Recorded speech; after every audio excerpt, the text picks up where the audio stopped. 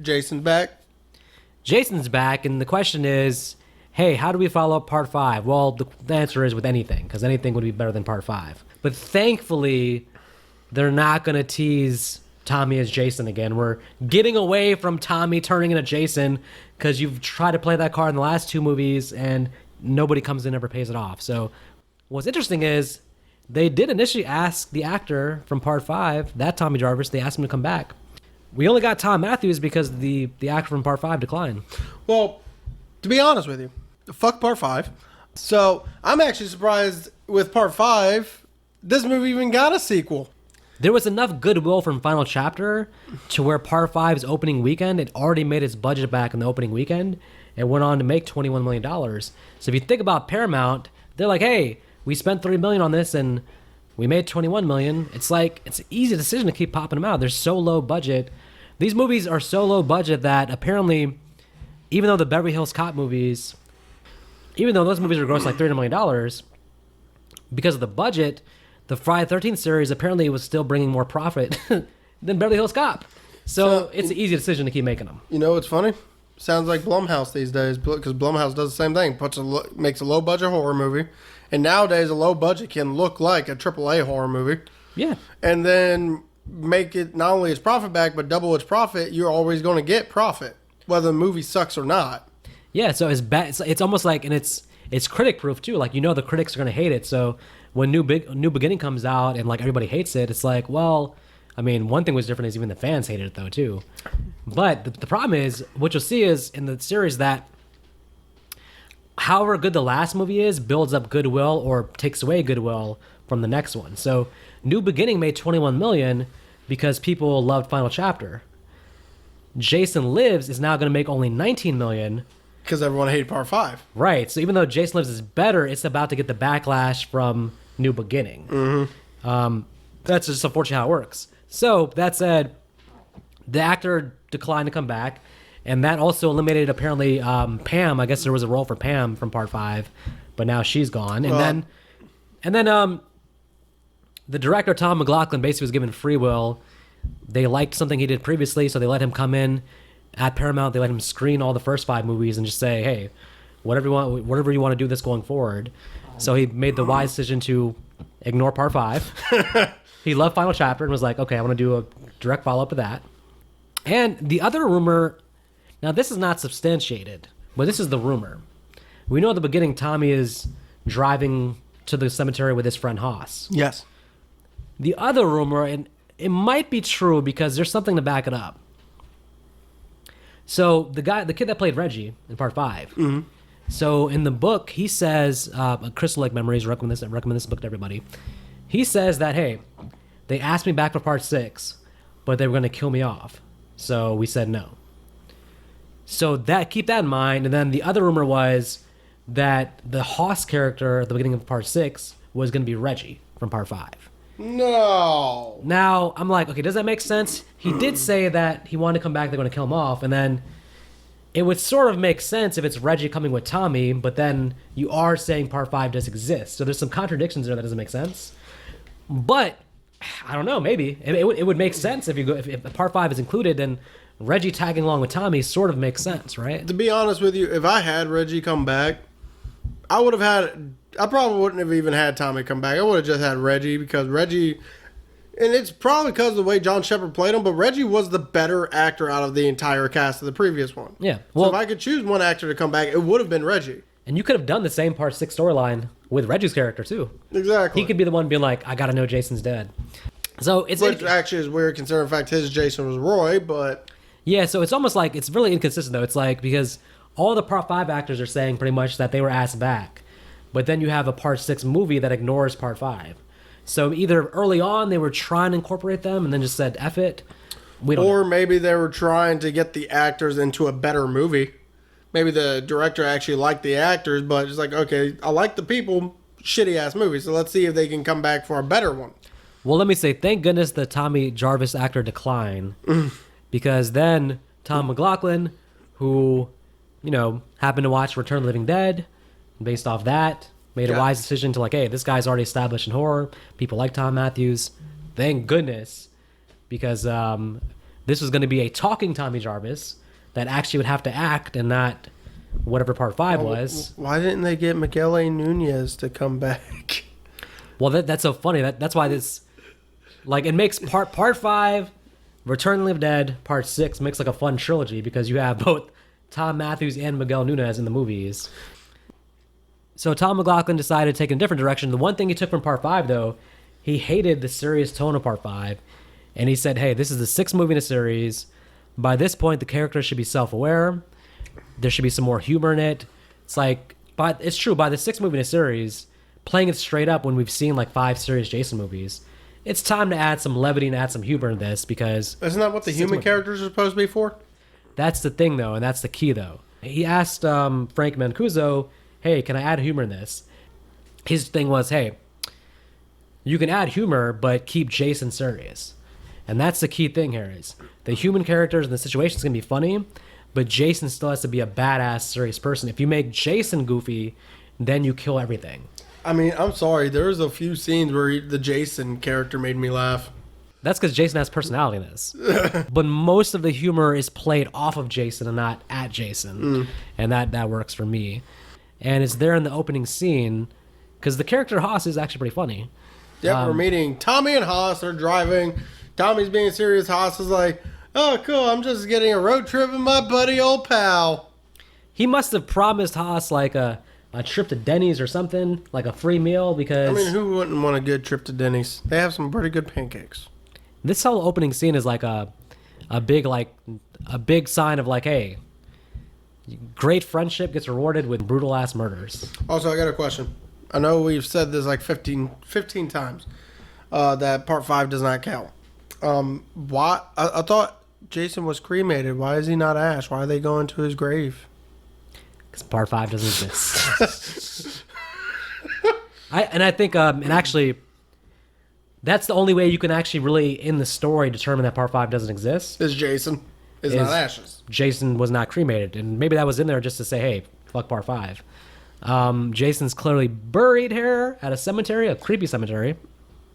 And Tommy's about to make the biggest blunder of the century.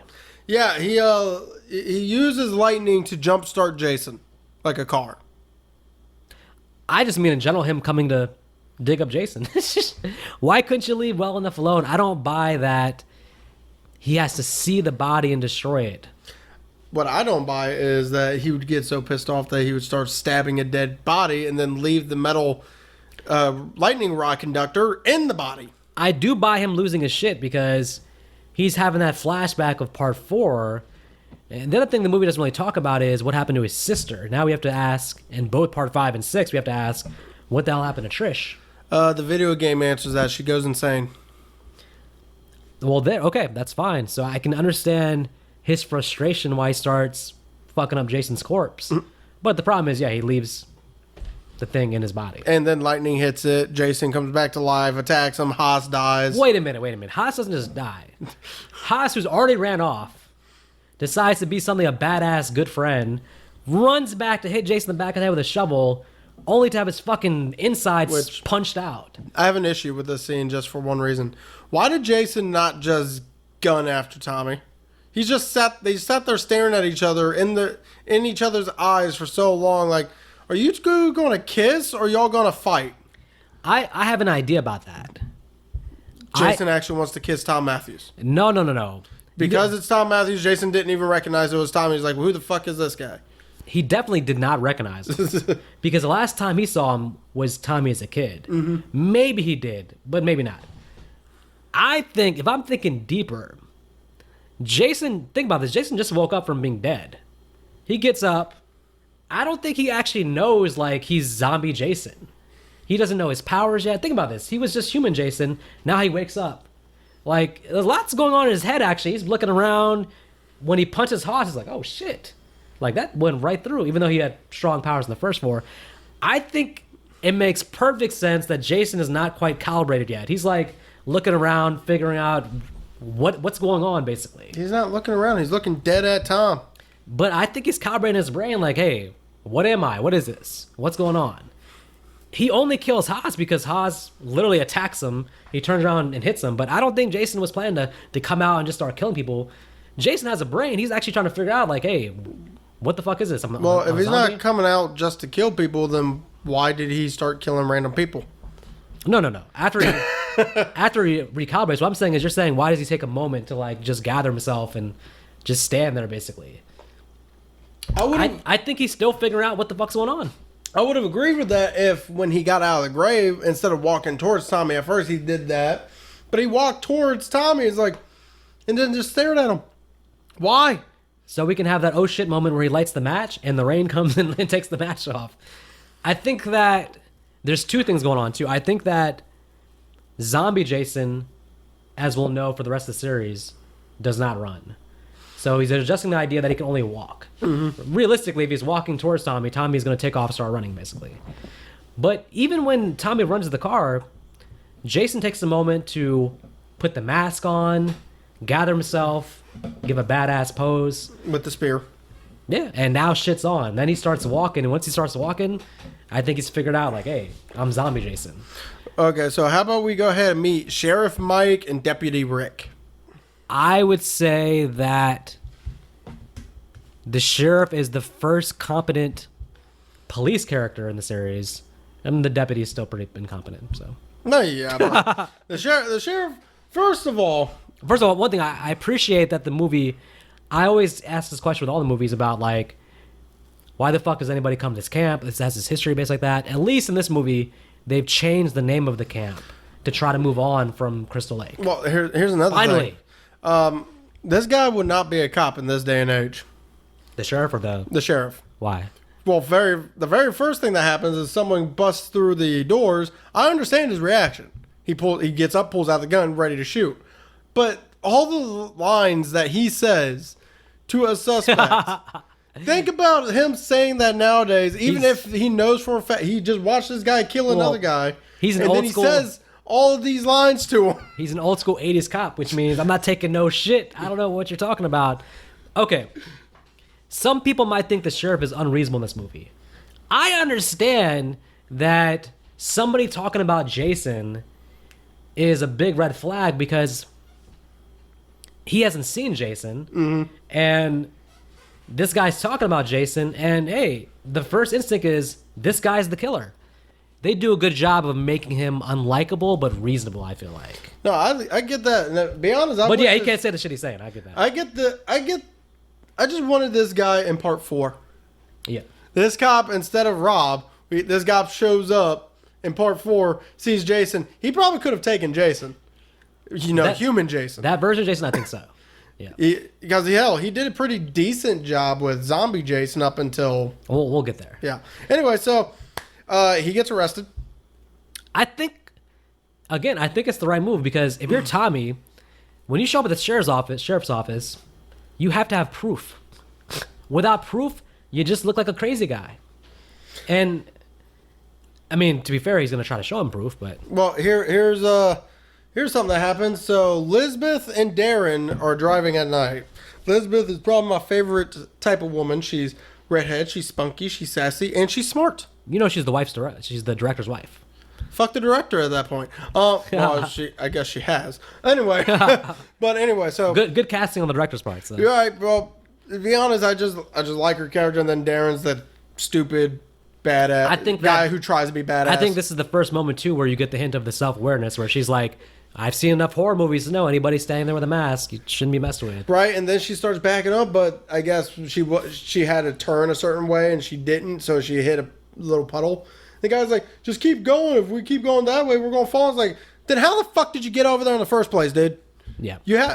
At that point, I would say, fuck that. I'm driving backwards still. I'm just going to reposition myself. So Jason immediately, what's he do? He sinks the tire? So first, dumbass Darren.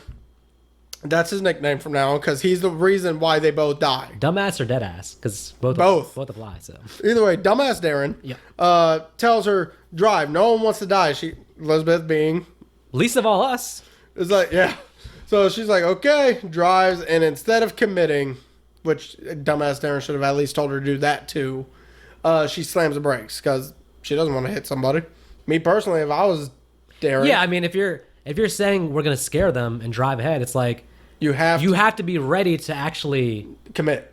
commit because stopping right in front of him actually makes the problem worse. Yeah, 'cause now he you're in just- direct contact with him. Yep, At least and- you had some space back there. Yeah, then he just stabs the. It makes me wonder. Could they have still after he deflates whatever he does?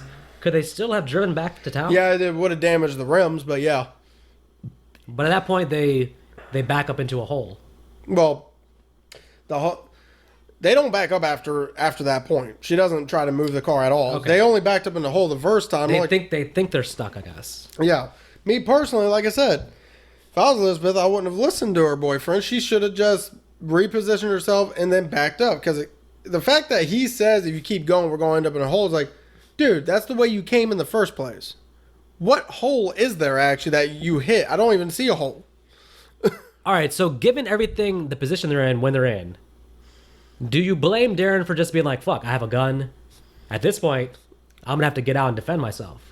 Well, at that point, At that point, it's kind of like shit or get off the pot because it's like he pulls out the gun. He's like, hey, but I don't know what else to do. So here's the problem.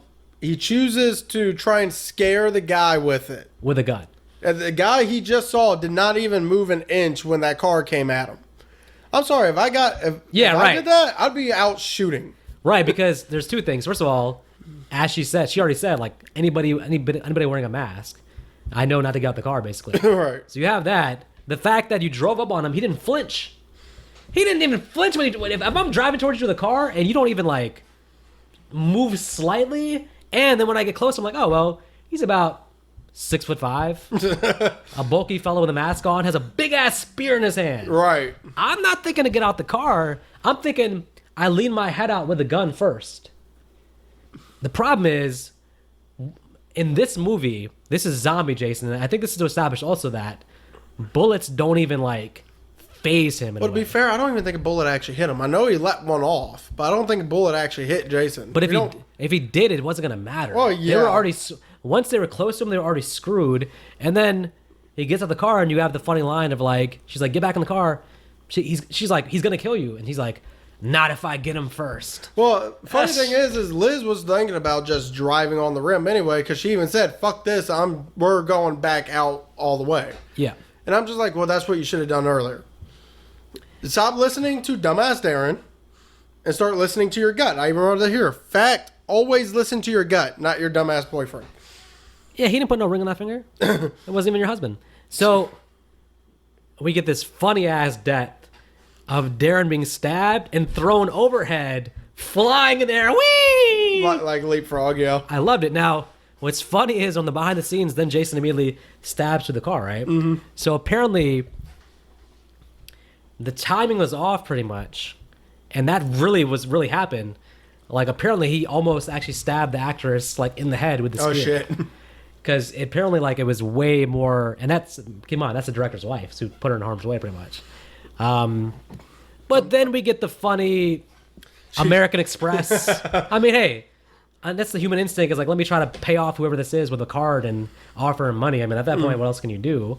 But we learned quickly that Jason doesn't care about building his credit score. Right? So let's go ahead and meet I'm going to say our 4 teenage characters.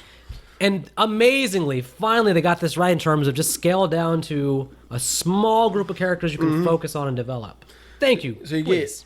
get Megan, Court, Paula, Sissy.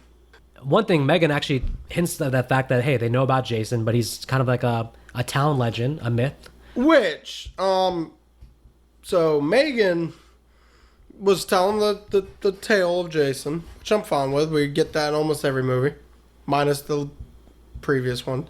There's no recap in this movie, thankfully. Yeah, but the part that kind of annoys me is Megan even says, "Well, what if he's right? What if Jason came back to life and looking for the person that decapitated his mother?" I'm like, He did. I was like, Megan, Poor Al. Nobody knows what happened to he Alice. did that like 10 years ago. Yeah, but nobody knows what happened to Alice because he took Alice's body, I think. So I think Alice probably was reported as missing and then never found. Which is weird because they should have found her in part 2. Or at least the decomposed body. Yeah, I don't know, because if Alice was found, then nothing else would follow, because it'd be like they would know that Jason was on the loose because somebody killed her, and they would assume it was Jason, I'm thinking. The movie makes an interesting choice that I think is It does raise the stakes a little bit. I didn't think about this if I like it or don't By like it. adding kids. By adding kids, it makes it feel like a real summer camp, which the other movies is missing because you actually have kids here or not. And it kind of raises the stakes a little bit because what I was thinking about was Jason did sort of attack young Tommy Jarvis in part 4. So he's open to the idea of like attacking kids, I guess. But this one, to be honest with you, doesn't seem like it. There's so many instances where he was in front of the kids, where he literally was in the cabin with a kid, and he just didn't kill her. Yeah, but his reaction is, this is so smart though. The way he looks at her, his reaction is so consistent with the end of part 4 where Tommy first comes down the stairs. He's like, Jason, and Jason turns around. Jason gets this like weird, it's almost like his face, his head movements are like he's in awe. He's like, oh my goodness, a kid. He's more intrigued. You do remember that in part 4, Tommy came down looking like Jason, right? Yeah, but the fact is, Jason still had this same reaction he has in part 6 where he's like looking at the kid more just like intrigued by the idea of a kid. Well, that's because that little girl would grow up to be Nancy, and she had to fight Freddy No. in the past. I think when Jason sees the kid, I think it triggers something in his brain that makes him think about him as a kid. You'd think he would just 'Cause- straight up murder kids, considering the fact kids were the ones that pushed him in the water. Because the few times we see him see a kid, it's always a very unique. Like we've never seen Jason like he slows down and you can tell he's thinking about something. So I think seeing kids triggers something in his brain. He doesn't actually know should I hurt them or not. But how about we get to our paintball massacre where he can get to people he can hurt? You know, I have conflicted feelings about this paintball scene. Because it is a pet peeve of mine when you introduce characters just to kill them off. However, It's fun though, and you get 2 minutes of fun with the paintballers, where you actually somewhat get to know their characters for like a minute. yep, and then You have the one guy is clearly anti-woman guy. so women shouldn't even be doing this. They should be in the kitchen. Yeah, you got the assistant who clearly is a pushover and just goes along with whatever the main guy says. I don't like this side of you out here, man. You got the woman who's moved up to be a top-ranking official at the company, in spite and probably getting promoted over the guys who don't like her because of that. Now she's killing them in paintball.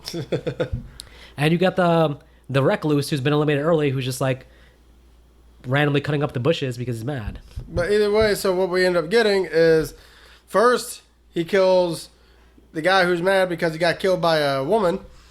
He kills him with a smiley face against a tree. So. Yeah. He killed him with Walmart's logo. Yeah, and also Jason holding his arm up. So. See that's where I figure that they wanted Jason to have a little bit of comedy to him, because yeah, we don't get his face, but we can kind of get the body language of him being like, "What the fuck?" He's like, I think that's smart, because I think these opening scenes, if you really think about it deeply, Jason doesn't really know his own strength yet. In my own theory, Jason is adjusting to zombie Jason. So when he throws the guy, he's looking at the arm like, he's like, shit, I'm this strong now? He's like figuring out his own strength. So I think it makes sense that he's figuring himself out as the movie goes. And also the director made a good point. He was like, he's like, one thing he didn't like about part 5, he's like, if you have Jason, then you don't want him to do death scenes where a normal human being could do the kill.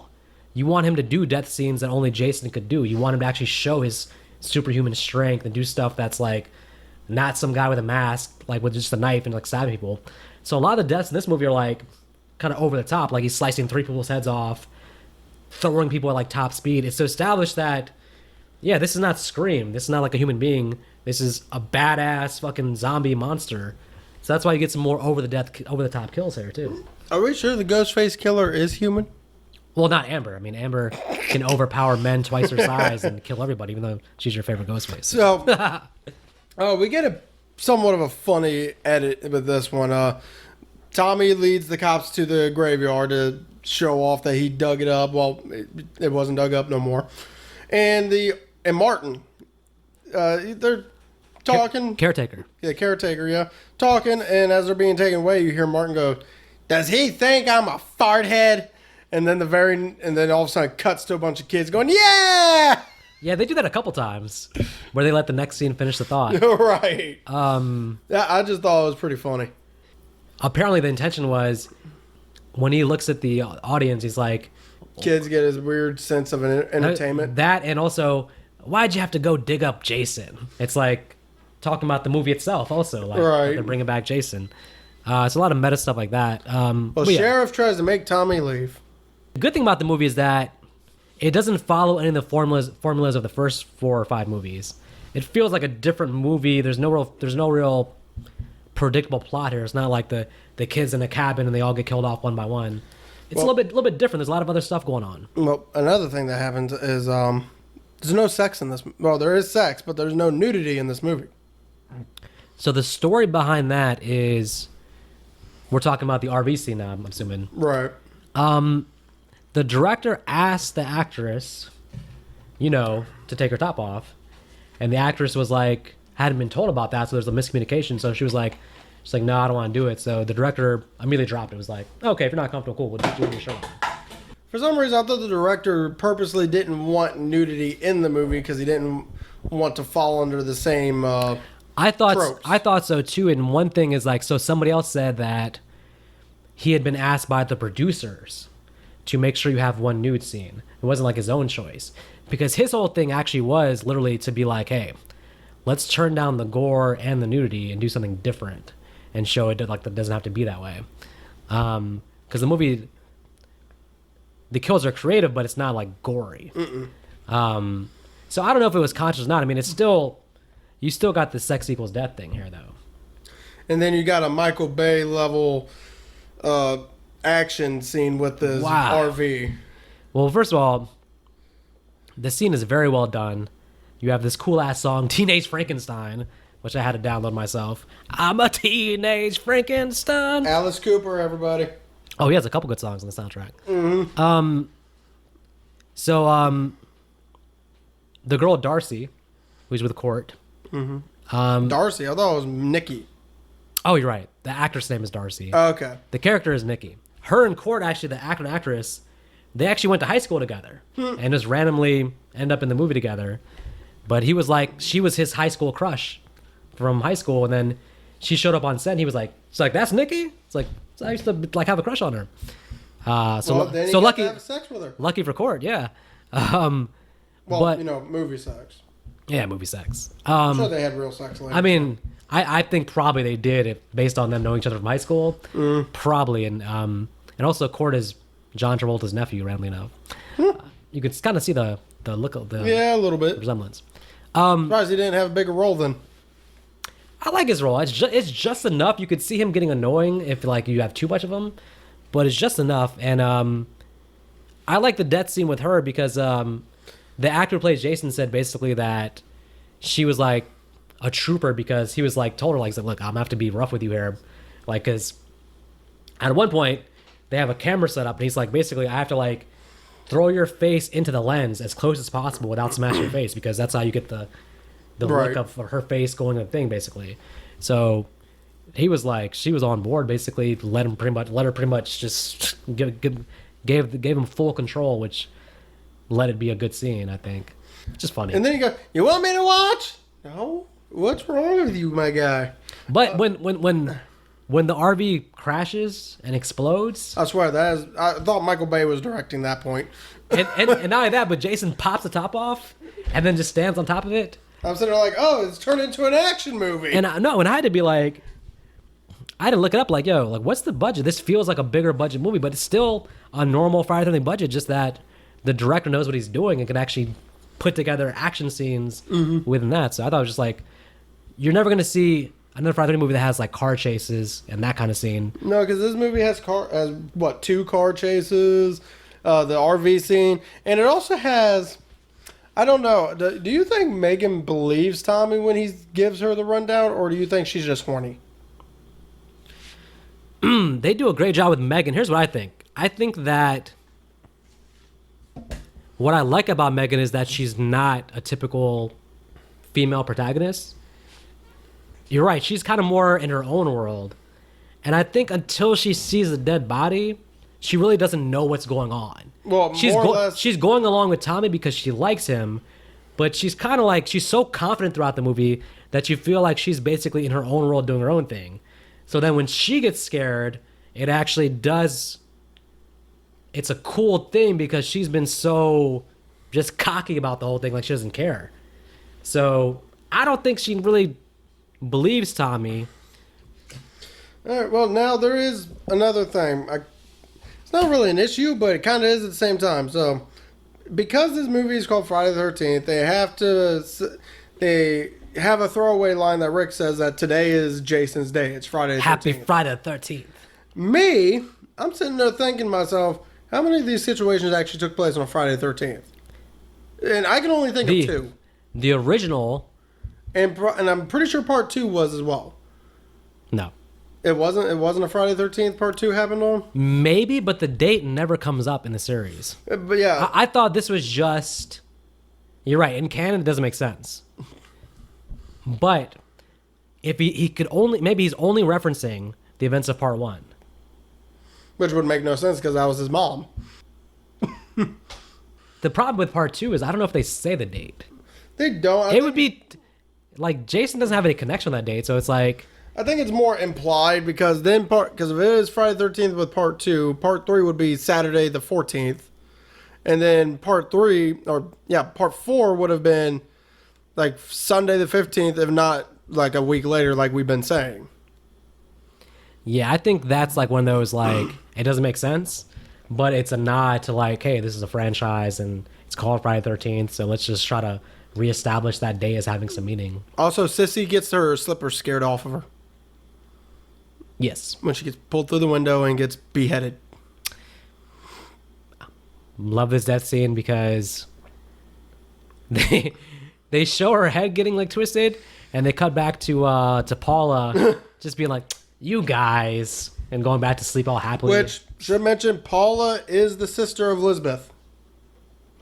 Is she? Yep, they said another throwaway line of Paula when they were telling the father, hey, the 2 head counselors are gone, and then she even goes, I'm worried about my sister and her boyfriend. Lisbeth is not like that. That's good casting. They do look alike. Mm-hmm. I can see that. So Tommy basically, for some reason, I guess it's the smartest part. He buys some books from the bookstore that's all about occult stuff, and yeah, which gives us probably a line that I think is stupid, in my opinion. So the line is, we have to. Well, actually, I think before we get to that, I just want to get to this car chase first because with this car chase, Megan shoves Tommy's face right into her crotch. So now he's sitting there, enjoying the sight, but also being awkward. Like, I don't want to be caught like this. Well, it's funny what happens because it's all set up because the fact they get caught by the sheriff, who is her father. And he just sticks his head up. It's like, yeah, that's an awkward way to be caught by your dad. You're already in deep shit. But now the father has every reason to be like, this mother trucker. Right. We don't know how old Megan is.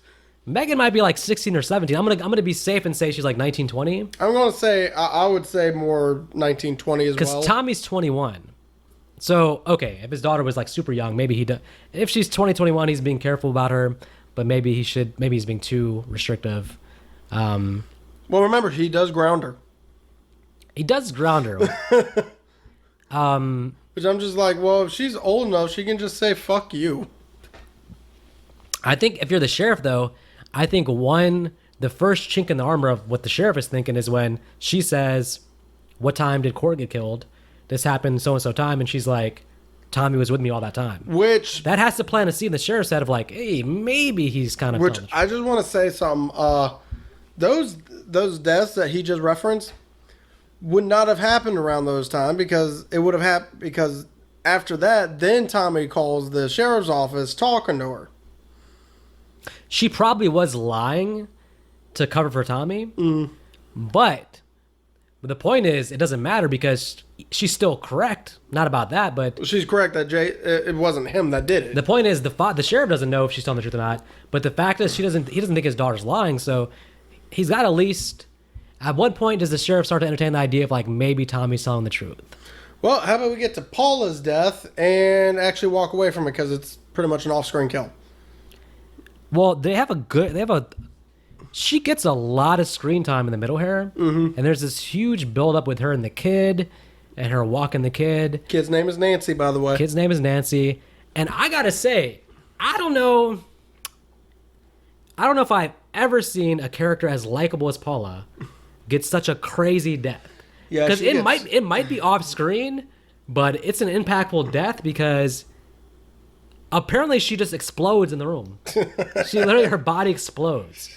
Because the aftermath is like Jason killed her with a rage I've never seen before based on the aftermath. Because it's actually funny because it does actually kind of leave it up to your imagination. So I think I know what it is. He sees her. Because she actually looks a little bit like Elizabeth, he's probably like, didn't I just kill you? So he's thinking to himself, okay, this chick is probably just as strong as me, so I need to make sure I get rid of her now, because he's thinking it's the same girl. I'm going to get rid of her now, and I'm going to make it to where she can't come back ever again. I'm thinking also that he had taken the American Express from Elizabeth, and now he's expecting to continue to build his credit by Paula offering him a Visa or MasterCard, and when she doesn't, He pisses him off. I don't, like I said, even though it's off screen, it's actually an amazing off screen kill because you just see the aftermath and you're just like, what the fuck did he do? Like, it looks like her body literally exploded. And like, unlike damn Sissy's body, where we see her head eventually, this one you don't see the body at all. you see her fly through the window, and then he pulls her back in, and that's pretty badass. But yeah, we don't see. He cleaned up the body apparently, or whatever was left of the body. So Megan and Tommy have a very passionate kiss. oh, in the jail cell. Yep. I didn't like this scene. This is gonna be my worst scene because I feel like the deputy is so stupid to fall for this. Well, the deputy's been stupid this whole movie. The deputy knows that they like each other, and yet he's actually buying this fake dialogue of them having an issue with each other. Like, I don't understand that. Well, I've already said the deputy is incompetent, but So this is where I have the issue with the book that you were talking about. In order for his thing is, since Jason is a dead person now, he needs to be put back to rest in his final resting place, which he says because he drowned in 1957, it's in the water, which would have been fine if parts 2, 3, and 4 didn't try to reference a lot that Jason was alive the whole damn time. So, my pushback on that theory is that you are correct, but everything with Jason, unfortunately, is still just a theory because even though Ginny surmises in part 2 that, hey, what if he didn't die? And we see his shack and all that stuff, the argument against that is the fact that Jason of part 2, 3, and 4 clearly has some superhuman, non-human, ghostly-like tendencies. Maybe even some horrorportation in some of those movies. Well, So, I don't know. They play loose with it. in part 3, he feels pain. He shows that he's in pain. Part 4, I guess, somewhat shows he's in pain, but it doesn't. He doesn't verbalize it. It just, but still, it's just. I get it. That basically, the idea is that for that to make sense, he would have had to have drowned. Right. So maybe it's a plot hole. I agree, but I don't know. I mean, people just say like they take 1 through 4, it's just like, oh, human Jason, like it's human Jason, and then now it's zombie Jason. But human Jason is like, I mean, I guess like Michael Myers, where it's like he's like one level above human though. I don't know what I mean. He's not an alien, maybe he's not a ghost, but he ain't no dude with a mask on. He's clearly dies and comes back to life like a couple times within part 2, 3, and 4 even. Oh yeah. Well, cop number 1 dies. Oh, I love all these cop kills. First of all, Jason's skill level to throw a knife from that far. Was it a knife or was it a dart? It looked like a dart to me. I think it was a knife. Okay. Because remember, I think it was the knife that he killed Court with. Okay. Remember he had his little utility belt? Yeah. I thought he left that knife in his head. No, it was retractable. He took it out. Okay. I think so. I don't know. Either way. He gets the guy right in the head. That's the thing. And the guy just flies off the boat. And then cop number 2 death. Again, let's show his strength. Let's just crush his face in. And now we get Sheriff versus Jason. And I'm sorry, Sheriff really should have fought human Jason. Because basically, the sheriff does nothing wrong here. He shoots the fuck out of him, but Jason keeps getting up. So he runs. And then he runs. I think it was a great scene because, again, the movie's establishing now, like in the past movies, Jason would be down for the count for a while. This Jason, you shoot him with a shotgun, he goes down, immediately sits up. And he keeps getting up. It's like, what the fuck? How are you gonna kill this guy? So, and then and he's hiding. He's hiding pretty well, but then he hears his daughter calling him. So Jason starts walking towards him, and this is where I feel like if he fought human Jason, this cop would have won in a fair fight, because he actually does pretty well against zombie Jason up until he gets on top of him and starts beating him with a rock. I'm conflicted on did he do the right thing, because he had such a leg up on Jason, because Jason, I don't think, was finding him. Like, he was hiding properly, and if he just waits, like, knowing what happens the rest of the movie, if he just waits there, he's okay then. Like his sacrifice didn't mean anything. His sacrifice would have meant something more. It slowed Jason down by 30 seconds, really. No, his sacrifice would have meant more if instead of him dying there, he waited until Jason actually left, then ran. So it's him attacking Megan, and then it kind of attacks Jason while he's attacking Megan. Yeah, so basically, I understand the maternal instinct on his part, but I feel like his death would have meant more if his sacrifice actually, like, led to something, or if Megan or Tommy saw him sacrifice. I don't know. Like, there's one thing I didn't like about the movie is, like, every movie has, like, the good ones in the series. There is, like, some human story going on too, right? The human conflict here, really, in the movie, if there is one, is between Tommy and the sheriff. And you almost deserve a moment of the movie of, like, not just for Tommy to be like, I told you so, but some acknowledgement from the sheriff to be like, hey, you were right, let's work together. You never get any resolution there, and that's like, they didn't resolve the human conflict kind of way. And then he sacrificed himself, but I mean, Megan's just gonna find his body later on and not know that he sacrificed himself. Or instead of sacrificing himself for Megan, he sees Jason attacking Tommy. Yeah. So he then attacks Jason, so that way Tommy can get his plan set, and that's where Jason kills him.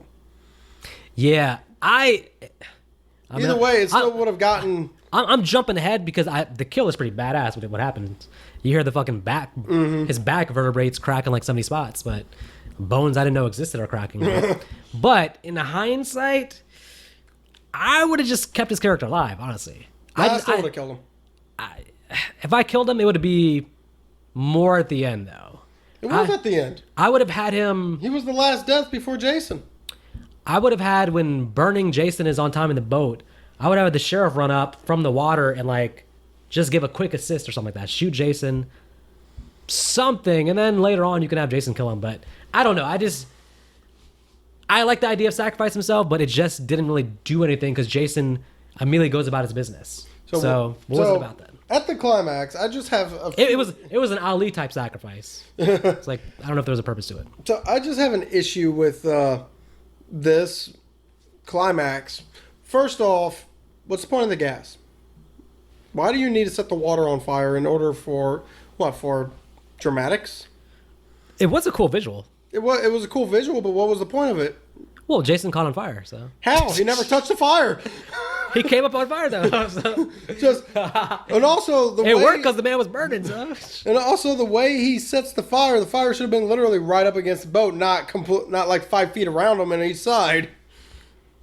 I think it's strictly for visual because you're right. Logistically speaking, there's no point in it. It didn't slow Jason down. I think if you're Tommy, lighting the water on fire, it lights the area up in a way maybe where he feels like he can see Jason coming better. But he already had lights out that far. I don't we think were so. able to see. Yeah, but the fire lights up the immediate water next to you, though. You can see underwater with the fire. Not that much. He didn't see Jason jumping up right in front of him. I tend to think about how much of a dumbass Jason is, that knowing that there's fire there, he still catches himself on fire.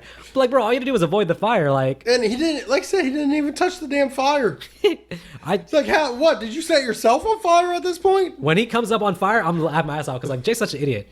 I thought it was more interesting. We talked about at the beginning. Does Jason recognize Tommy? I do like that he had to have. He had a chance to kill Megan, but just the idea of Tommy calling out to him, he's like, oh, that's who I want to really kill. Because he could have killed Megan probably in about 30 seconds. Yeah. So he must have felt passionately about fucking Tommy to throw aside and just like go after Tommy. So he does recognize him, or there's some bad blood there because he clearly like has a vendetta against Tommy. Right.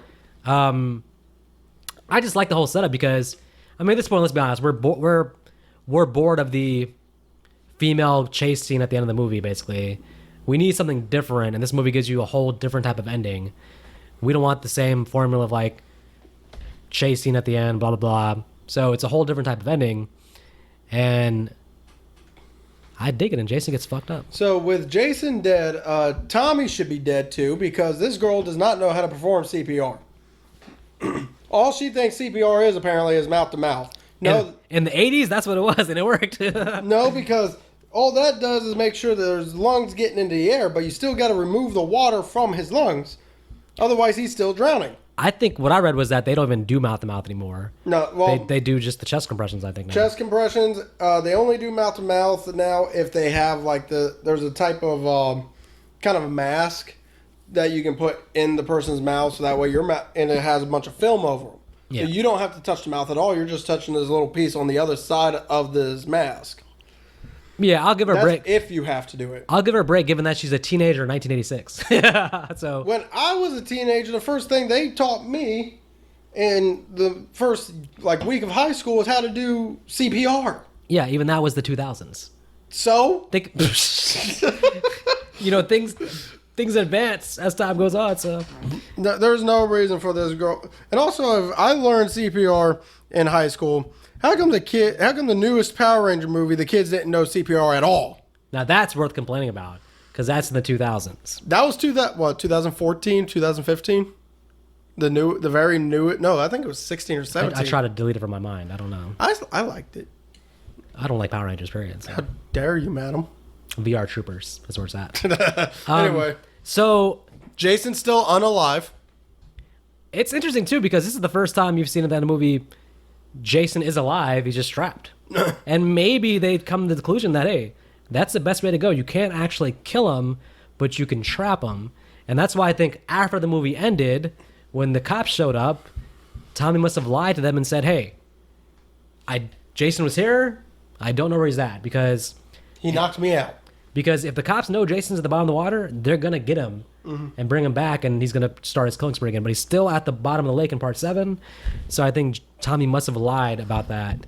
Well, also remember, part 7, the setting even goes from a camp to just a random ass house.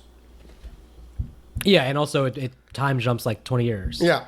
Where part 7 takes place in 2000. Something. Yeah. So Anyway, so with Jason alive, we get to go to our categories. Okay, categories. Best performance. This is a hard one. This one actually has a pretty good amount. I'm going with the cop.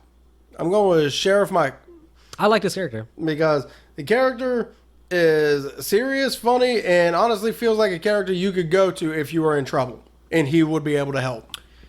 It's not like other cop characters, which is why I have to give it to him. Every cop character we see is a piece of shit. This one actually knows what he's doing. They did a good job with him because I think that the movie could have been lazy and just made him like the human bad guy.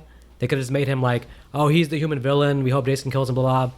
But when you look at it from the perspective of like him being a protective father and his daughter's in trouble, then everything he does makes sense because it's all just to protect his daughter. Well, it's still, even to be the sheriff of the town, it still makes sense. Yeah. If you take his daughter out of the equation, it still makes sense because he's like, I don't want to disturb the peace of the town. Why should I believe you that Jason's around? Nothing. You're not giving me any evidence. Yeah, and even though I know he felt this way then, I would have just loved some more closure with him and Tommy in terms of just like Tommy thinks that the sheriff thinks he's a piece of shit, basically, even though he's right the whole time. So I would have loved some kind of acknowledgement, not an I told you so, but some acknowledgement of, hey kid, you all right? Or the cop right before dying says, take care of my daughter. You got to feel bad for her because, I mean, it sounds like her mom died too. Mm-hmm. So, yeah, I mean, although she has this budding romance with Tommy, that doesn't seem like something that's going to last for the long term. He's probably hiking out of town now that Jason's dead. Well, be honest, it doesn't make much sense. I understand that girls do get attracted to men's looks, but because there's no reason for her to stick around with this guy with all the crazy he's talking when she doesn't even see anything going on. It's like, I like the way this guy looks, but he's insane. I don't want to be near him.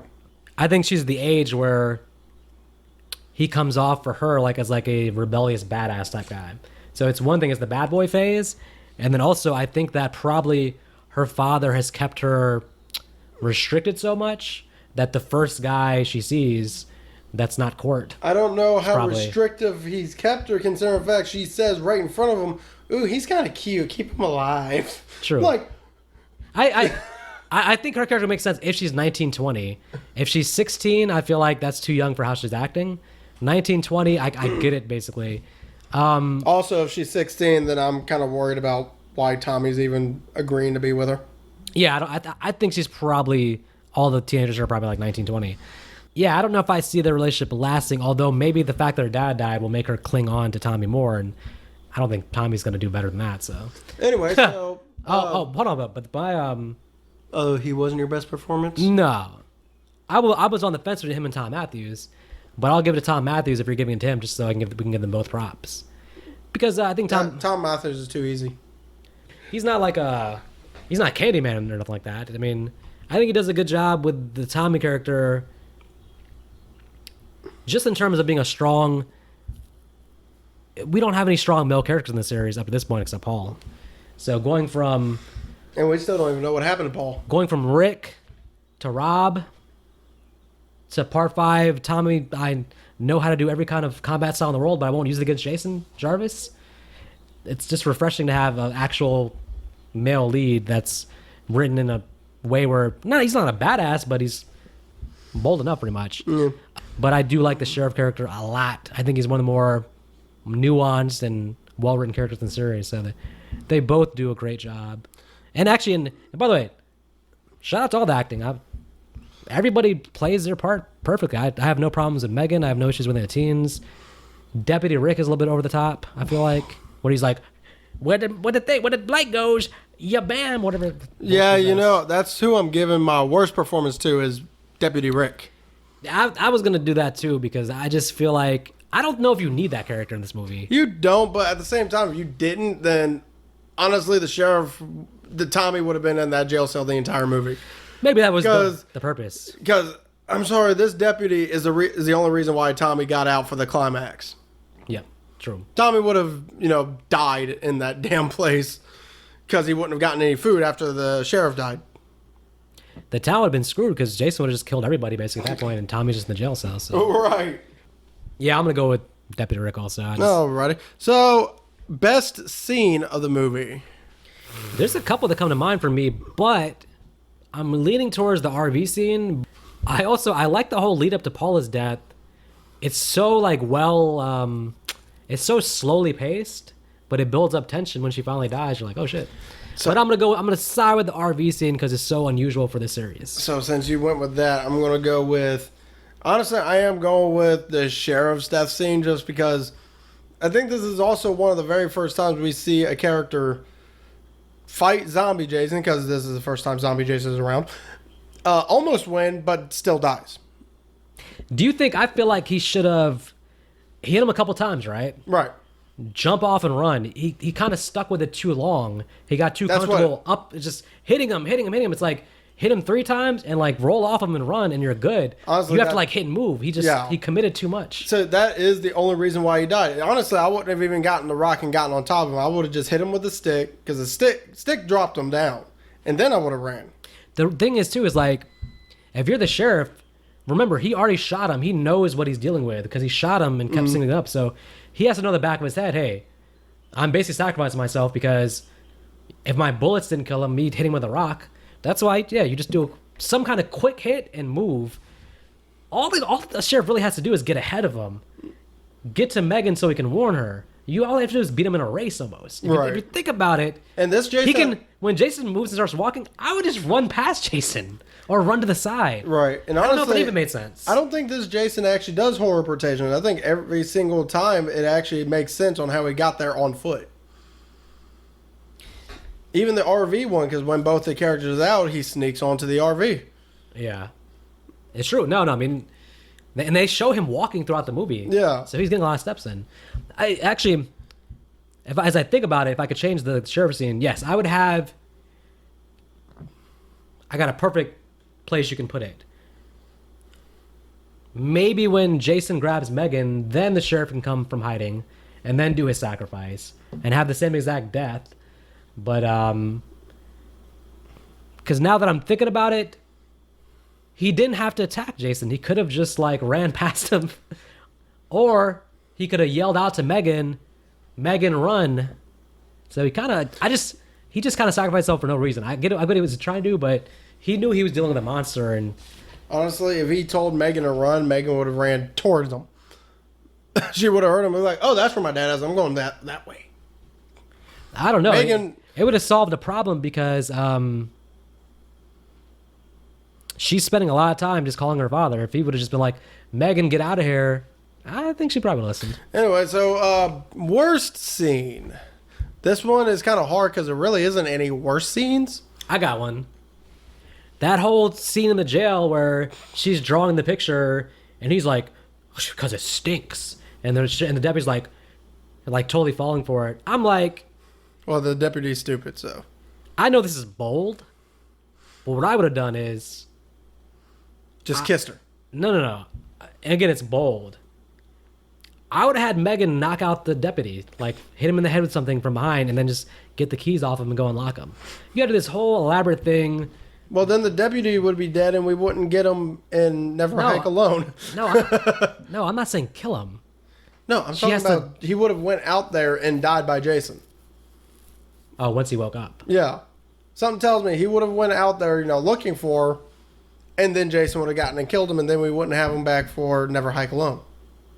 Nobody cares about that last part about, oh my goodness, we need him back for Never Hike Alone. Nobody cares about that because nobody cares about Never Hike Alone. No one cares about the character. I didn't even know he was in Never Hike Alone. That's how much. Yo, he was in the second one. That's how little I care about that. Never Hike Alone in the Snow. Look, if you're gonna have the most annoying character in this movie not die, to me that's like okay, that's like the damn prankster in part 2. So, okay. So by the way, there was an alternate ending. Thank goodness they didn't go with this, where they show the deputy in the jail cell, and they show like somebody walking towards him. He's like, "Megan, let me out!" It's implying that Jason's walking towards him. That would have been such a dumb ending. It wouldn't have made any sense. But anyway, so worst scene for me that is. You just said it. It was the damn. Yeah, I haven't chosen a worst scene. It's kind of hard for me, to be honest with you, because I would have changed my best scene real quick. Okay. The whole opening sequence. That opening sequence really sets the pace. So I'm gonna go with that opening scene. But go ahead. So my worst scene, even though I know I've said I liked it, it is Elizabeth and Dumbass Darren's death. I gotta hear the reasoning because. Well, the reasoning it's a great scene. The reasoning is Elizabeth should have listened to her damn gut and gotten out of there. They could have survived that just by leaving, and yet she had to listen to Dumbass Darren. So it's a great scene, but do you feel like you just didn't like the character's decision? I didn't like the character situation because they weren't. They had a way to escape and they chose not to take it. Yeah, I can never hate that scene because the air that Darren got when he flew in the air, this dude flew like 50 feet in the air. He just played leapfrog. It's fine. Like, oh man, that's so funny. But still, I just didn't like it just because characters could have gotten away. If the characters could not have gotten away, I would have been fine with it. I would have liked the scene, but the characters could have easily just backed the fuck out. It's true, and it's zombie Jason. He doesn't run, so he'd have been like, oh, I almost got him. And this one doesn't even teleport, so. True. All right, so what would you like to change? You've already mentioned this, unless you're doing something different, but you mentioned the cop sacrifice. I would find a better. I like the scene, but I would find a better way to end his character and just have him have one final before he dies, just some acknowledgement to Tommy that, hey kid, I was wrong, just to like solve that conflict because it's kind of left open, and all I think about is like them now going in the woods and finding his body and just being like, oh shit, like her life's about to be ruined because she doesn't know her dad's died at the end. I mean, she probably has an assumption that her dad hasn't showed up yet, so he's probably dead. But. Right. So for me, this is kind of hard because this movie actually does a lot of things I like to do. But one thing I might change, I might take out the caretaker. We didn't really talk about this, but the caretaker. There's a death scene with the caretaker, but then the two randos. The two randos. So those were. after the director's first screening, he didn't have that in the movie. After the first screening, the producer Mancuso told him that he needed more deaths, so they had to go do reshoots just to film more death scenes. Which makes no sense. And no, it's the part 5 thing. Like they're like, well, you just have to have these random death. I mean, the caretaker at least deserves a death, but the randos, I could do without that. So for me, actually, I think I would change. Fuck, the same scene I just said is my worst. Change it slightly to where they cannot get out of there. Like maybe because it was storming. Maybe the storm got so bad that a tree fell from behind them. Boom, can't get out. Something as You just simple want as them that. more locked in and not have the option. And not have the option and then not take it. So yeah. I mean, this is kind of crazy, but what if she turns to leave and Jason stabs the window and like stabs her, and that causes him to jump out the car with a gun, then we get his death, but she gets killed first because he just stabs through the windshield and gets her. So that would still piss me off, considering the fact that they still could have left. No, I'm saying she's turning to leave, but as she you were talking about back before they come up close. Oh, okay. I'm saying, to me, once they're near Jason, they're pretty much done for. Because Well, and what's bad is they didn't get near Jason until dumbass Darren told them to get near Jason. we're gonna scare him. Like, we are going to turn the fuck around and drive reverse all the way back. You can fuck right off. So final thoughts. So I gotta say, I'm pretty biased because growing up, this was always my favorite Jason movie, and to me, over the years, like friends who I have who don't really like Jason movies but ask for like on Friday 13th sometimes someone will be like, hey, what one should I show? I always recommend part 6 because I think it's the most accessible. You can watch it with no prior knowledge of Jason, and you can by the end of the movie be like, okay, that was Jason. So I think it's probably for me the definitive Jason in terms of everything you want in a Jason movie. Although recently watching Final Chapter's up there too. So they're both like neck and neck for me for like best in the series, and they're both uniquely different. Final Chapter really didn't have the humor. Final Chapter gave all their characters stories. This one I think has the most likable characters overall though. Like when all the characters die, you actually like, oh shit, I like that character. And I think the director does a good job of making this movie seem more bigger budget. You get out of Crystal Lake, you get like chase scenes, you get like you get a feel of the whole town. So it feels like a bigger budget, a different formula. The formula he sets in terms of like have some comedy, but mostly keep Jason serious and threatening. All the future movies should have kept that formula, but part 7 kind of just fucks it up immediately afterwards and goes back to like a too serious of a tone, in my opinion, as we'll get to next week. But overall, let's see. So I like the kills. There's memorable death scenes. They don't rely on gore. They rely more on creativity. I love Jason. The actor who played Jason, there was 2 actors. The first one was, I guess, from the time they hired him, he had gained 40 pounds by the time filming started. So after the first couple of days, they were like, nah, Jason's not supposed to be that wide, I guess. So that's where they got CJ Graham. CJ Graham is ex-military, so he's like a perfect Jason in terms of his movements and stuff. So I like Jason. I like the kills. I like the characters. Megan's one of my favorite final girls in the series. Sheriff, Tommy. I like Court. I like Paula. I like Sissy. I like all the characters. Even the kids that are like, we're dead meat. Like, those kids are funny too, man. That's little funny moments there. So I'm going to go 3 stars. I don't know if I can give any Jason movie like 3.5 stars or 4 stars. But I think this and Final Chapter for me are like 1A, 1B. In terms of like, if somebody asked me like 2 Jason movies to watch, it's like I would say watch part 4 and then watch part 6. And then if you like that, then maybe try the rest of them. But those are the only 2 I'd be like, I feel like those are the only 2 that I feel like are good movies, actually. Like well-made movies. And then when they watch them all, they'll tell you their favorite one is part 5. And then they're no longer my friends. They literally delete all my friends. So I'm gonna go 3 stars. As a favorite movie for me, it might be 3.5 stars because I've rewatched this movie a lot, and I find there to be a lot of rewatchability. But I'm gonna settle on 3 stars because there are some little things that could be tweaked here and there. It's not a perfect movie by any stretch, but in the world of Jason, it's up there with Final Chapter. So for me, I like the characters, I like the situation, and I like the deaths. I like the pure intensity of this Jason. This Jason was actually pretty intimidating. I like Kane Hodder, but if this dude would have kept being Jason, I wouldn't have been mad. Yep. I definitely like the cop. Tom Matthews as Tommy, as the third Tommy, is actually really good as Tommy. Either way, overall, the only downside is is that one damn car scene I had. Acting. It's not even a downside. That's a great scene. If that's the problem, then that's okay. It's a great scene.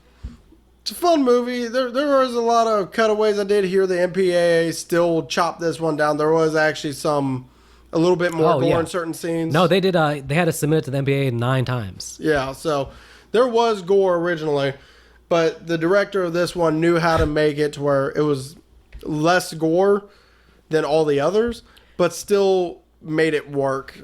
The 2 best directors so far are definitely Joseph Zito in Part 4 and Tom McLaughlin here in Part 6.